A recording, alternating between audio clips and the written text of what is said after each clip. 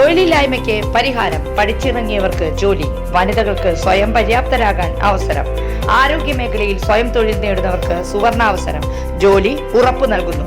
First aid and practical nursing, lab technician course, pharmacy assistant, Ayurveda panchakarma OT technology, dialysis technology എന്നിവയിൽ 26 വർഷത്തെ സേവന പാരമ്പര്യമുള്ള Srikrishna nursing institute, Kuruvila dental ആശുപത്രിക്ക് സമീപം, ബൈപ്പാസ് റോഡ്, ഓട്ടുപാറ, വടക്കാഞ്ചേരി. നമസ്കാരം, എനി ടൈം ന്യൂസിലേക്ക് സ്വാഗതം.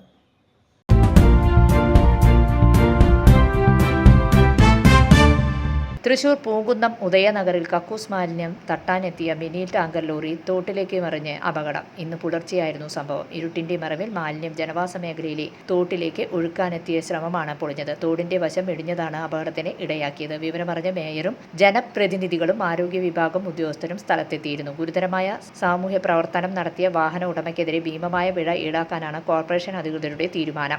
ഇതിന്റെ തീരുമാനമനുസരിച്ച് പോലീസ് ആളെ തിരിച്ചറിഞ്ഞിട്ടുണ്ടെന്നാണ് പോലീസ് കൊടുക്കുന്നത്.